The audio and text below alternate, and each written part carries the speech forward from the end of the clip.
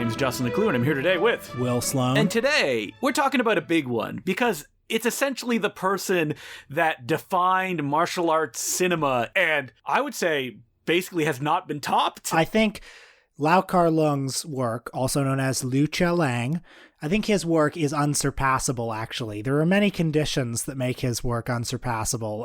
All of them labor-related conditions, probably. Yeah, that people are not making stuff in a sweatshop film studio, that they were not in a torturous school setting to continually work out every single day until they could do all of these crazy moves. But nevertheless, the legacy that he leaves behind, the martial arts films that he made, cannot be denied. He is arguably the most important martial arts director and choreographer of all time. He has made films such as The 36th Chamber of Shaolin, Legendary Weapons of China, Challenge of the Masters, Mad Monkey Kung Fu, so many amazing movies. He directed about 25 films, and almost all of them have something of interest, and it's a great career to talk about because he continually tried to evolve with the times, sometimes to his detriment, but oftentimes kind of revolutionizing what could be done. And he's also a topic that's a little bit intimidating because it's difficult to talk about,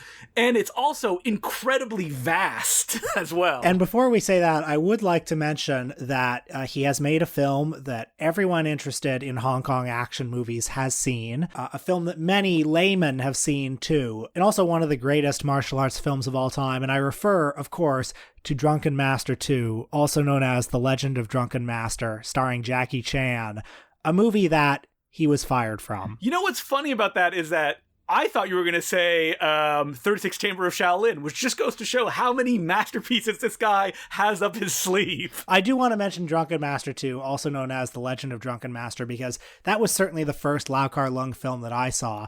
And when I was growing up, reading such classic works of literature as the essential Jackie Chan encyclopedia, Hi, Jackie Chan, Dying for Action, The Life and Films of Jackie Chan, all those classic books, all of them tell the exact same story, and it was that Lau Kar-leung was hired to direct Drunken Master 2 in the mid-90s, and he left due to creative differences. He wanted to show how martial arts was really done. He wanted to show the full glory of drunken boxing on film and have it be really realistic. And Jackie Chan said, realism is boring. Let's do some movie kung fu. Let's mix it up a bit. And of course, you have two tigers on top of a mountain. One tiger will win, and it's the bigger tiger. If I had to take a guess of how it went, though, I bet you Lau Kar-leung wanted to get down to the work and do it, and Jackie Chan had a more like, I take my time. I'm the boss. No one can press me because I'm Jackie Chan. Yeah, but also I think the conventional telling of the story shows a difference of approach in attitudes towards martial arts on film. I'm sure we'll get into this a bit, but Lau Kar-leung came from a martial arts background. He was a bit of a martial arts purist. Somebody like Jackie Chan wasn't. He did his martial arts films early on, but then later on, he would just sort of mix together styles along with a lot of stunt work, just a lot of goofiness. But the thing about that kind of story, and you hear that when you get into Hong Kong cinema, it's like this old codger running up against this revolutionary that is Jackie Chan, is that Lau Kar-leung loved to mix it up and to goof it up all the time in his movies. So here's a little bit about Lau Kar-leung's history. He was born in Canton in 1934, and as I said earlier, he came from a family of martial artists. His father was a very famous martial artist named Lau Charn, who was a student of the great Chinese folk hero Wong Fei-hung, who has been the subject of many films, including Drunken Master and Once Upon a Time in China. And in fact, Lau Charn, Lau Kar-leung's father, acted in the Wong Fei-hung film series that ran throughout the 50s and 60s. It was kind of the first martial arts film series made in Hong Kong. And, you know, those movies don't look at all like what martial arts movies look like today. But those movies also revolutionized the way that action was portrayed on screen, utilizing weapons martial arts as well as open-handed martial arts, which was something that you didn't actually see portrayed that much until like the 70s when it came to Shaw Brothers productions, early 70s. Lau Kar-leung studied a style of martial art called Hung Kun under his father. father. He endured very tough training throughout his childhood, doing things like standing in the horse stance for hours and hours at a time, very difficult training rituals that, of course, all the people who endured this horrible training would then create horrifying training sequences for their films much later on. Like the 36th Chamber of Shaolin is one long training sequence as a movie. And clearly this was a trauma that bonded, generations of martial arts stars that they somehow worked through in their films. And Lau Kar-leung worked with his father on those Wong Fei-hung films from childhood, which led him to just working in the film industry as a stunt person. And when the Shaw brothers began to dominate, of course, he transitioned into their system, working his way up from a stuntman to action choreographer for, who's that? The other probably most famous Shaw Brothers director, Chang Cheh. Now, I am going to pause here for a second to define what the Shaw Brothers is, because sometimes I realize that we talk very fast and new listeners may not understand these terms that we take for granted, like Shaw Brothers. But Shaw Brothers was, in the late 60s and throughout the 70s, the biggest movie studio in Hong Kong. And they specialized in all of they made all sorts of films, from dramas to crime films to musicals to comedies to horror films. But they are best known in the West for their martial arts films. And they are kind of like, close your eyes and think of an old kung fu movie. That's what the Shaw Brothers did. They're the ones who made movies in these big, beautiful sets with a fakey feel to it. Like, you can see where the wall ends because it's a painted backdrop. I think that when people think of old school kung fu films, they think of either a Shaw Brothers picture or they think of those fighting in field movies that, Jackie Chan popularized as well. And those fighting in field movies, I think, were, among other things, kind of a reaction to the Shaw Brothers style, which was very slick and polished. Also, because they didn't have the resources to pull off what the Shaw Brothers were doing, so they're going to, Korea and having to shoot this stuff. Well, the Shaw Brothers were the most powerful studio, and they had such a dominance. They had their own chain of movie theaters all over Asia, which was something that practice had been outlawed in Hollywood with the Paramount decision. They still have their own chain of movie theaters, and they hold exclusive rights to the films that they put out. But they also ruled over their talent with an iron fist. Shaw Brothers, they had their big studios, but they also had dormitories, basically, where all of the actors and the technicians would live.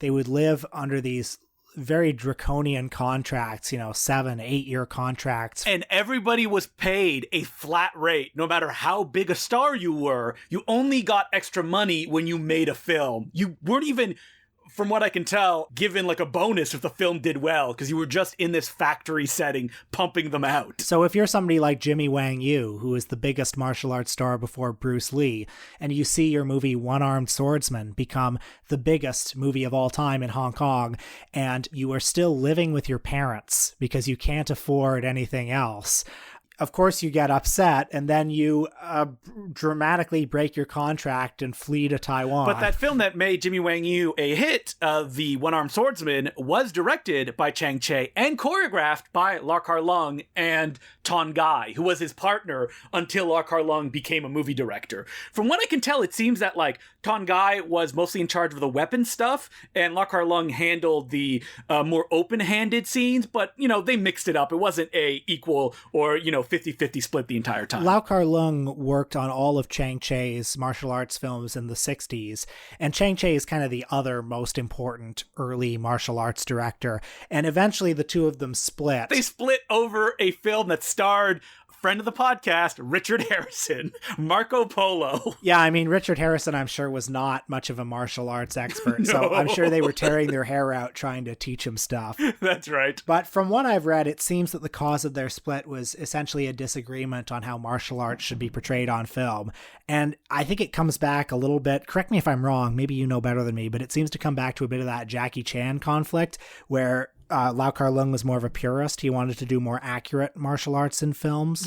If I had to wager a guess, I would say it maybe comes down to laziness or a lack of specific focus, in the sense that I can see Chang Cheh at that point in his career going, I don't care. I am just churning these out. why does it matter to have to put this much attention on this stuff? And the same thing with Jackie Chan, is that like Jackie Chan is going for a specific feeling, but he doesn't have the exactness that is the magical sauce to the films that Lau Kar-leung made. One of the difficulties in talking about a filmmaker like this is so much of the appeal is in the seeing of it. How do you describe viscerally the pleasure of a Lau Kar-leung fight scene and compare it to a Chang-Chi fight scene? I mean, I find myself resorting to saying things like some of the flips that these guys do. What's interesting is how his style evolves throughout his directorial career, because early on, he's a little bit unsure of how he wants to do stuff. And some of his early pictures, like Challenge of the Masters, where he did the young Wong Fei-hung stuff first before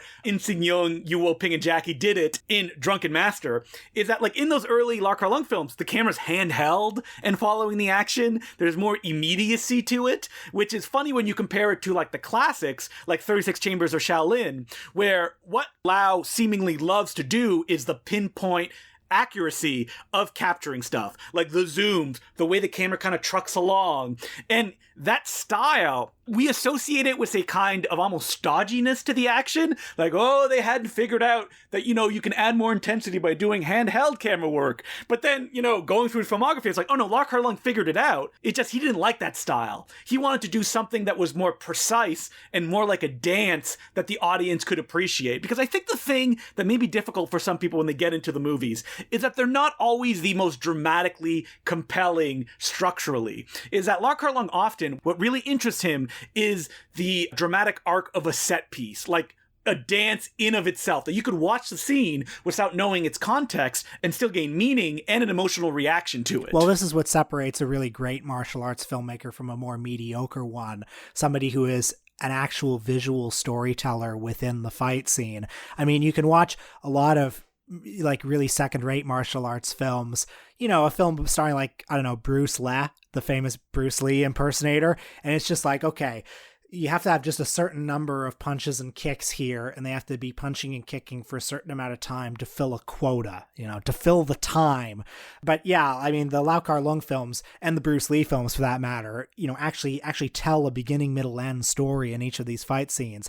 I think you are smarter on his fight choreography than I am. I was revisiting bits and pieces of his masterpiece, the 8-diagram pole fighter, and I watched that classic final fight with all the coffins, and I was struck by the sheer density of it. I mean, there are so many bodies manipulating themselves in such complex ways through space and around objects. The increasing complexity of that, the increasing visual density of that, have you observed that in some of his later Shaw Brothers movies? What's interesting about Lau Kar-leung's kind of perspective on martial arts action is that to find interesting ways to present it in an audience, to make it creatively challenging for himself, he has different kind of approaches. So his comedy kung fu films, a lot of the time what he likes to do is like make it like a joke. Like sometimes it'll be a con man, and how can a con man prove that he's invincible by doing these cons, these complex moves? You see that also in Dirty Ho, his classic, where it's like the characters are fighting without fighting. They're pretending that they're not fighting, which, I mean, may sound very odd to people listening to this, but if you watch the film, you will understand instantly. Or it will be an application of like a certain style, that he's using tools like monkey kung fu, for example, as ways to approach the storytelling of a fight. That how within these limitations do you present an action scene? I think that what Lau Kar-leung likes the most is the absence of choice, that if you're given just a limited tool set, how can you do something complex within that and to find really interesting ways to present something that if you told somebody like off the cuff, it would be like, oh, okay, I have an idea of what that is. But Lau Kar-leung is all about like disassembling that and presenting every aspect to the audience in a way that is very physical and is a perfect mixture of performer and camera work and editing all working as one to create this like musical song on screen. God, that's so beautiful. Well, let's talk about his other most famous film, The 36th Chamber of Shaolin. Oh, yeah, I'm excited because I get to have a hot take on this one. Okay, well, I'm going to go with the consensus on it. This is actually one of the most famous martial arts films of all time. It was widely distributed in North America under the title Master Killer. You can see its influence everywhere, including and especially the Wu-Tang Clan, have really taken it as their favorite martial arts film. You know, there's that album title, Enter the Wu-Tang. Haven't they used like 36 Chamber just as an idiom over and over again? Yeah, and it's kind of like their logo as well. I mean, the Wu-Tang, especially RZA, he just loves martial arts cinema. I think they're opening a whole theater that is decked out in martial arts regalia and set dressing on Staten Island. So that's fantastic. Ooh, excited about that. I want to go visit that. I'll summarize the plot of the film, which unfolds in 3 distinct acts. It opens with Gordon Liu, who is the Bobby De Niro to Lau Kar-leung's Scorsese. Gordon Liu is a normal man, a simple man, a regular Chinese guy whose family is killed by invading Manchu troops. In the second act, he goes to the Shaolin Temple because he wants vengeance. He wants to become a master of Kung Fu so that he can avenge the death of his family. And the monks at the Shaolin Temple say, that's nice. We don't want you here, but if you can undergo all of this rigorous training, maybe you can stay here. And the rigorous training unfolds across 35 chambers, and each of these chambers has a distinct skill that it teaches. You got to jump over a pool of water that has a log in the middle of it. And, you know, this is very much, I think, the artistic strategy of the film, because you see the Manchu warriors invade, and you really want Gordon Liu to have his vengeance. You really want some Kung Fu. And then both the monks at the Shaolin Temple and Lau Kar-leung are telling you, that's nice, but first you've got to train yourself. First you've got to figure out, how am I going to walk across this log to get across the pond? I think I know what your hot take is going to be. Like, you're going to say that you wish there was more action in it, which I think is fair. No, I think that the structure of the movie is very slow, even for the stuff that he had done before this. It's almost 2 hours long, and I feel like you feel those 2 hours. Even though I can understand that someone sitting there, a movie like this gives permission to people to go, okay, I understand why this person is doing martial arts because I have lived with them throughout this journey, them learning all of these skills. So when that satisfaction comes, I don't even need to appreciate the artistry of what's going on because dramatically it's giving me the payoff that I want. That's exactly what I liked about it. And it's in some ways like the definitive martial arts movie, but not necessarily for the action scenes. It's definitive for all the other stuff, all the other iconography. It's the quintessential like martial arts philosophy movie. I mean, listen, it's a 4-star movie. I'm not going to deny it that ranking, but I feel that for me, the stuff that like I really like, he does even better in, you know, a couple films after this one. But as a kind of template movie, it can't be fought with. It does all of the stuff that these kind of movies need to do in a really interesting and compelling way, within a context that feels different and is fun. But I just think that he would master it a little bit later. So it's not the hottest of takes, but I find it difficult to reach for this one. If somebody said, I want to see a martial arts film, I don't think I would go to 36 Chambers of Shaolin. Well, I'm going to tell you about a somewhat more action-packed movie that we also watched this week called Legendary Weapons of China, which has some incredible action sequences in it. Although it did help me define one problem that I sometimes have with the Shaw Brothers movies. And I think you alluded to it earlier when you talk about how the dramatic weight of the stories is often not quite forceful, because there is often a time early on when I'm watching a Shaw Brothers martial arts movie where two people start talking and they're talking kind of in a monotone. They're barking out dialogue at each other where they're like, the Manchu invaders have come and the factions are at war. Then you must go learn this style and this and that. And I always zone out a little bit during those dialogue scenes, you know? Rewatching Legendary Weapons of China this time, I just had a blast throughout it. I didn't think it sagged at all during any of the parts, even though its story is a little confusing if you don't know that Lau Kar-leung has a brother called Lau Kar-leung who looks a lot like him. Yes. And that is a plot point in this movie that I think the film assumes you know both of these people and the slight facial differences, even though they're dressed exactly the same in this picture. Well, I do want to say that I did like this this movie quite a bit, and I kind of let it wash over me. And in fact, Lau Kar-leung and his brother end the film with a stunning weapons fight scene where they go through all of the legendary weapons of China. And just in case you missed it, I think the newest Blu-ray versions have the on-screen subtitles. Every time they pick up a weapon, it lets you know a new weapon is in the game and this is the name. That's right. And so I'm taking notes, being like, okay, I'm going to get this on Amazon later. I was counting them. You're going to get the weapons themselves. You're like, listen, I need this rope dart. Who knows when I'll have to use it? I think what's interesting about Legendary Weapons of China is that it's one of the rare films that Lau Kar-leung moves into kind of the wuxia, almost fantasy swordplay thing. It's not something that he liked to venture in that much. Like, he didn't really do any of the flying swordsman stuff because I think that he had done that so much early in his career that he wanted, again, to give himself limitations to do stuff. But like Legendary Weapons of China is filled with like essentially like gimmicks, and like everyone has a million tricks that they can pull off, each one more creative than the last. By the way, you also ventured into some of the deeper cuts of his filmography, because I think you were trying to get a better sense of some of the lesser known ones. I just wanted to watch all of his films because according to Letterboxd, there's only 4 of them that I have yet to watch. Well, I know that you saw some pretty obscure ones. Did you make any discovery this week? Not really, because the thing about Lau Kar-leung, especially later on in his career, is that I think he kind of came head to head with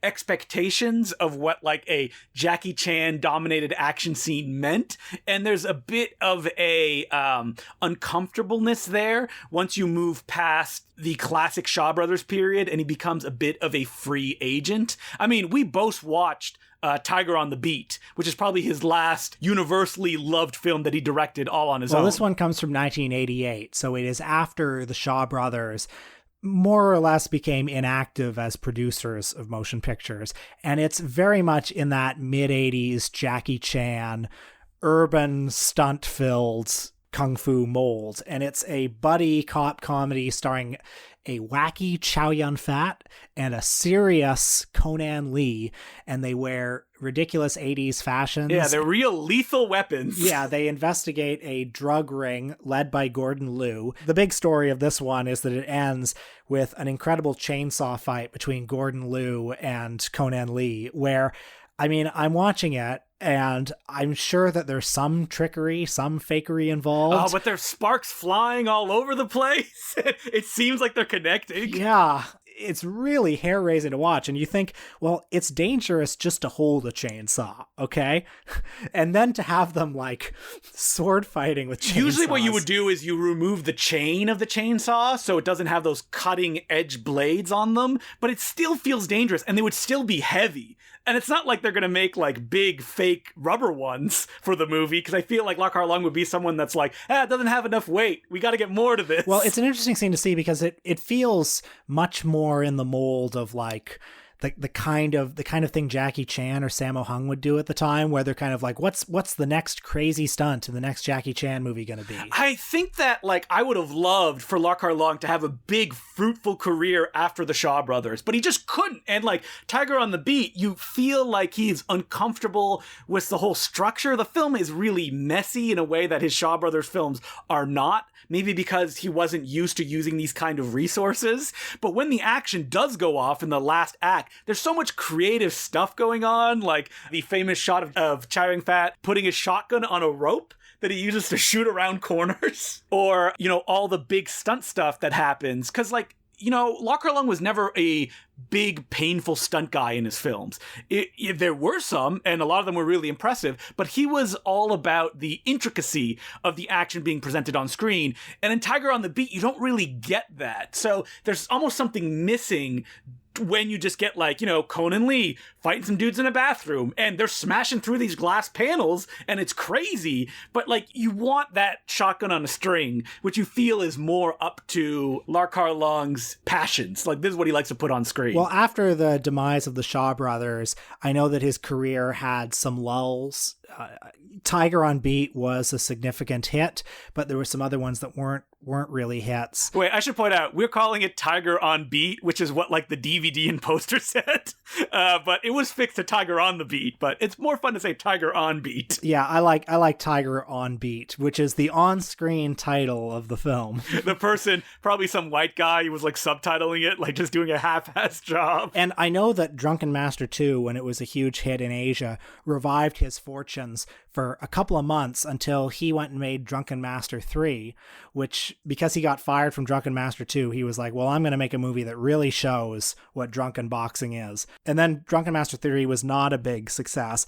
And I feel like he didn't work a whole lot after that. No, he was kind of like the legacy guy that they would bring. He could still move and do stuff. I think like one of his final roles was in Choi Hark's Seven Swords as kind of we'd like to thank you for the work that you've done, so we're going to give you a small role. But even like in Tiger on the Beat in 1988, he was 54 years old. So he was getting up there in years when he was demanding to do all these crazy action scenes. But like he has tons of famous fights. He acted in a lot of stuff.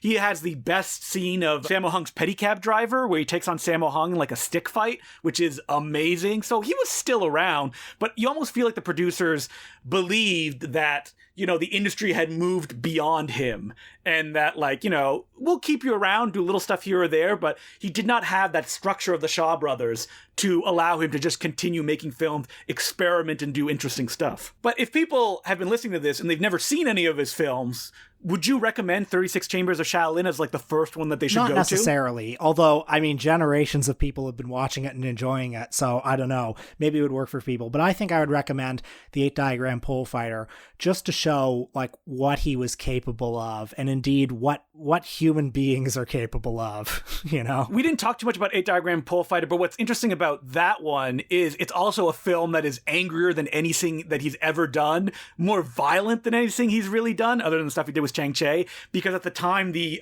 co-star of the film, Alexander Fusheng, passed away in a car accident while filming the film, and you can feel those kind of like emotional shockwaves run through the end of the picture. I mean, I would say people check that one out, and also check out Heroes of the East, which is a great comedy kung fu film where Gordon Liu plays like a Chinese man who marries a Japanese woman, and they get into a fight every day about what is better, Chinese martial arts or Japanese martial arts.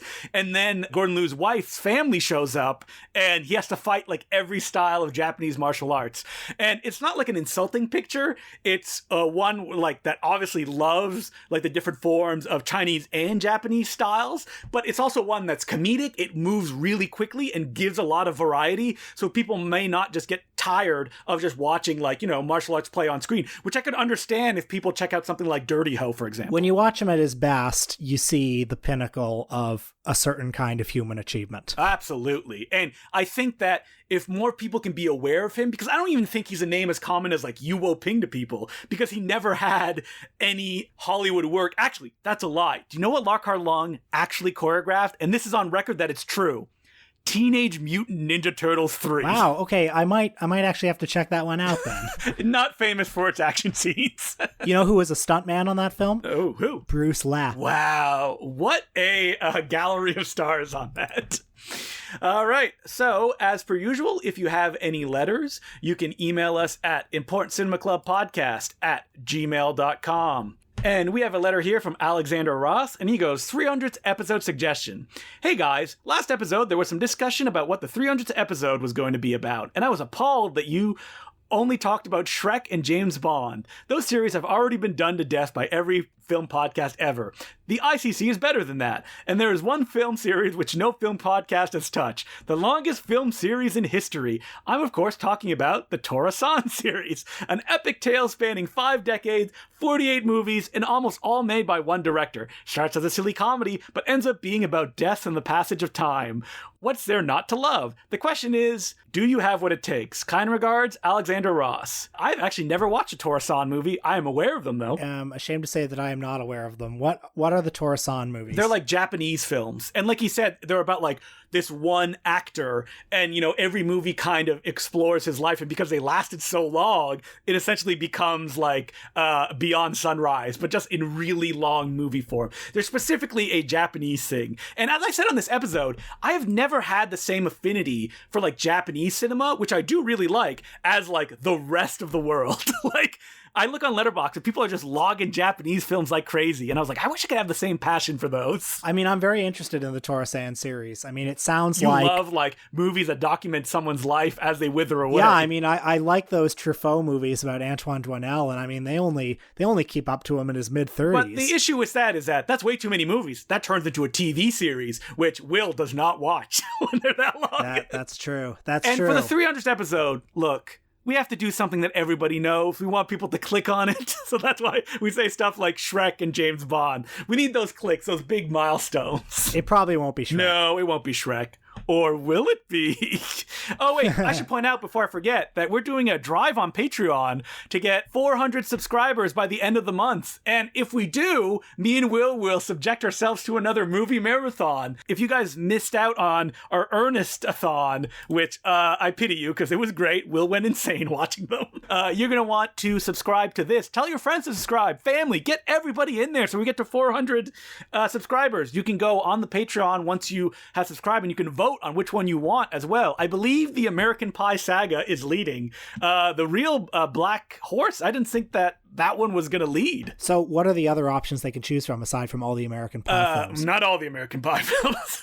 5 American Pie films. Sorry, all the theatrical ones. I think we would probably have to do one DTV one to fit that 5 movie rule. But the other ones are John Cleese Needs a Paycheck, where we would watch bad John Cleese movies, which other than the ones he did with Monty Python, pretty much everyone except for A Fish Called Wanda. Yeah.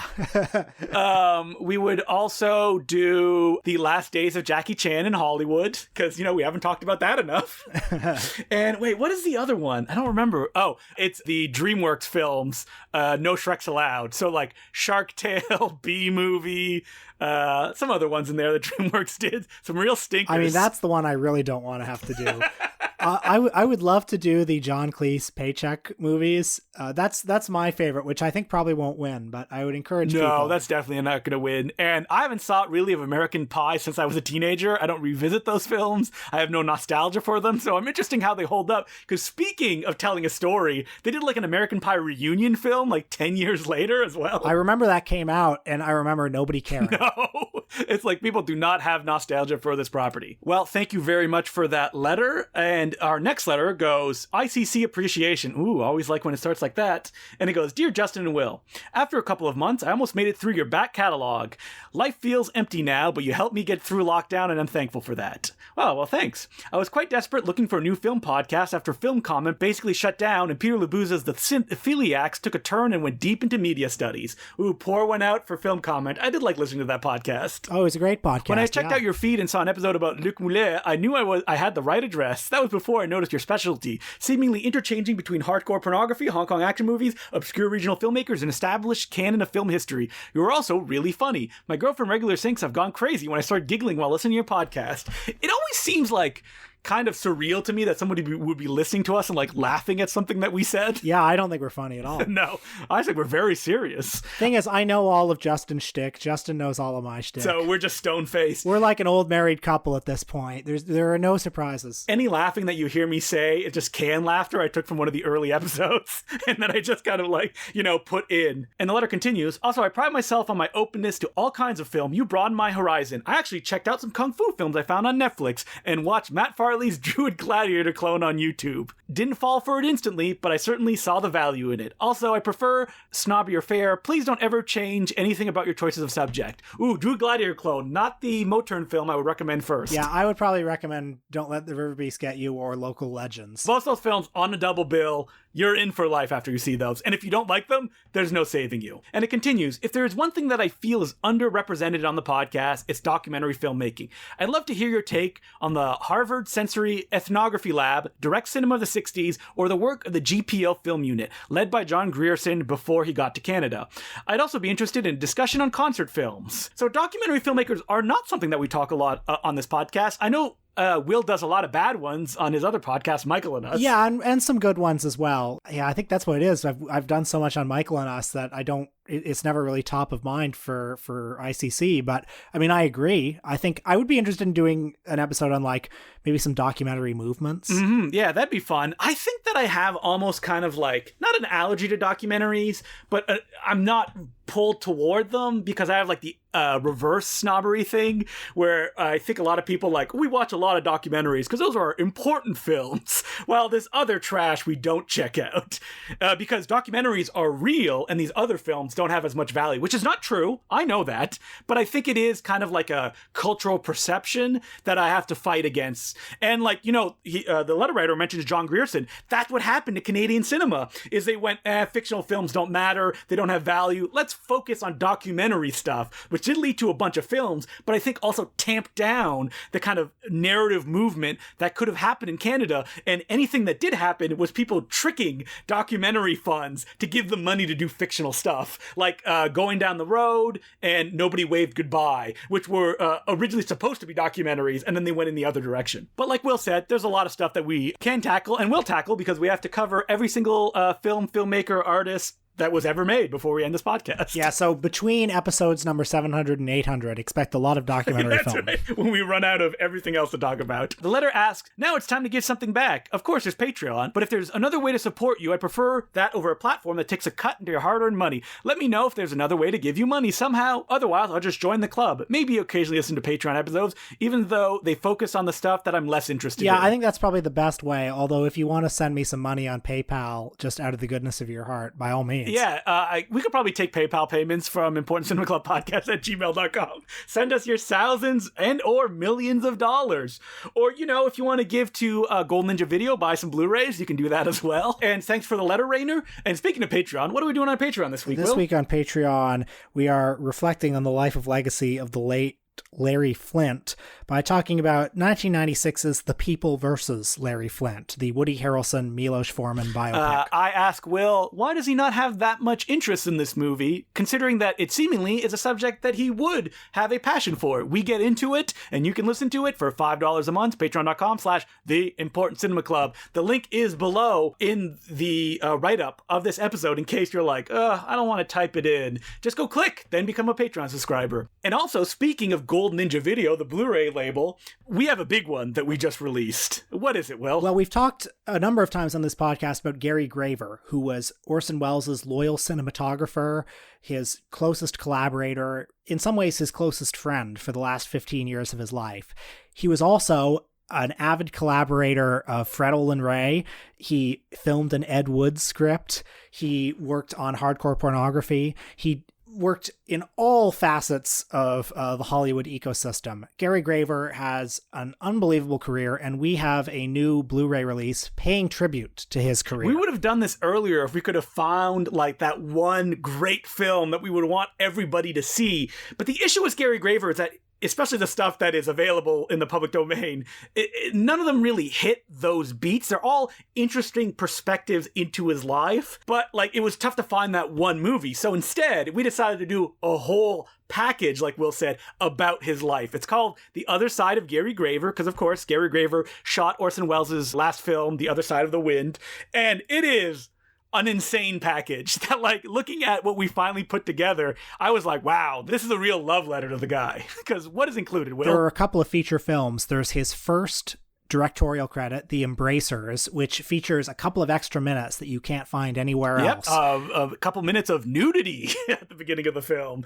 because we got the film from Sean Graver, the son of Gary Graver. There is an exploitation classic called There Was a Little Girl, also known as And When She Was Bad, which is kind of Graver right before he got into hardcore pornography. So there's like a bunch of like softcore sex scenes, but it's also really weird and a super fun portrait of LA, almost like Repulsion-esque at its kind of hallucinatory properties. There is an unfinished documentary that he shot for Orson Welles called Filming the Trial, in which Welles talks about just that, filming his film, The Trial. And then we also have a Gary Graver movie, which is is Gary Graver just talking about all of the films he directed, other than the pornography ones, and just discussing about his frustrations, what he liked, and its feature lengths. And I believe we got the uncut version as well, which isn't available anywhere. That's the real reason to buy this set. This incredible film of Gary Graver giving you his hard-won wisdom, talking about every mainstream film that he directed. But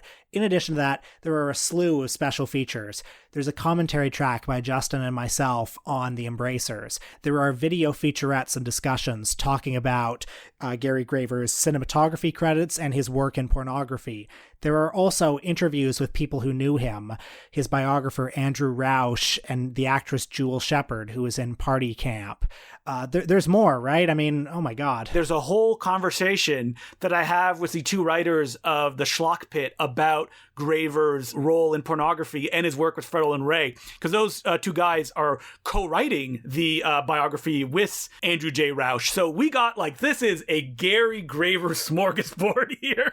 There's liner notes by Will Sloan, including his interview with Sean Graver and Jeff Graver as well. Oh, there's so much stuff. Anybody interested in any facet of film and Hollywood will find something to sate their appetite. And it's here. A mere $15, limited to 500 copies. You can pick it up at goldninjavideo.com. So, Justin, what are we doing next week? A filmmaker that every young director has close to their hearts if they grew up in the 90s and early 2000s. It is Robert Rodriguez. Yeah, and Robert Rodriguez, I was interested to do this too because he's somebody who was one of those Sundance guys like Tarantino and Kevin Smith and Steven Soderbergh. One of those guys who really popped off, with all those stories about how he made El Mariachi for such a small amount of money, selling his plasma apparently to fund it. And then I feel like in recent years, he has just kind of faded away. I mean, he's remained prolific, but you don't hear people talk about him the way that they talked about him 20 years ago. And if anything,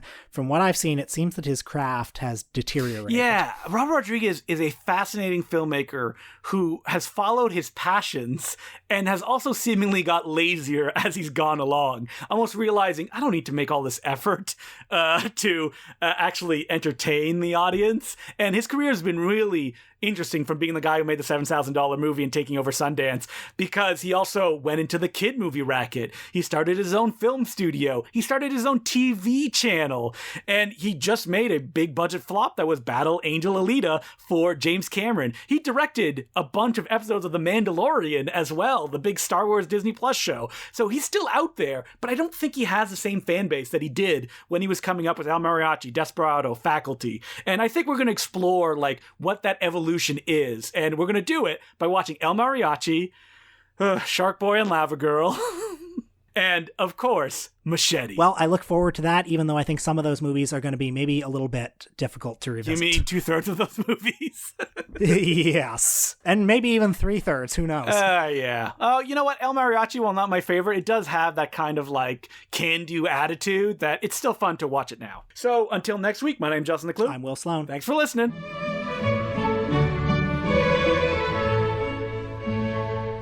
Justin here, interrupting briefly to remind people that we will be hosting another screening of the Important Cinema Club Cinematheque this Friday starting at 7 p.m. Eastern.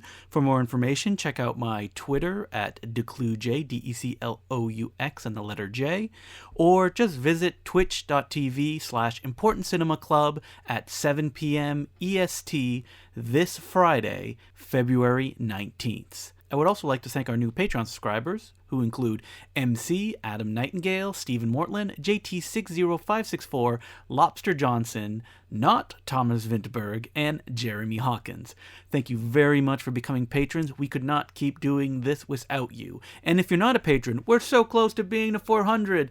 Help us get there and join the Important Cinema Club officially. And with that out of the way, we now return you to your regular scheduled programming. Oh man, it feels like we're stuck in a Groundhog Day loop where Martin Scorsese says something incredibly realistic and true, like everyone's just making content, that's what movies are now, and then everybody's chit-chatting about it, dunking on some person that has 100 followers and 1,000 replies when they say oh, Martin Scorsese's wrong, Marvel movies are this. I was looking at it today and it's caught in a feedback loop where people are angrily replying to someone that said something sarcastically. So it's like they're not even disagreeing with each other anymore. I don't know how people can keep taking the bait over this stuff. Well, film Twitter is just as guilty, right? Well, yeah, no, absolutely. I mean, the whole Martin Scorsese defense squad that forms every time that he says something, oftentimes when he doesn't even say anything, like somebody with 100 followers will say something like, Martin Scorsese only makes movies about mobsters and he makes them for white bros. And then there's a whole day of people being like,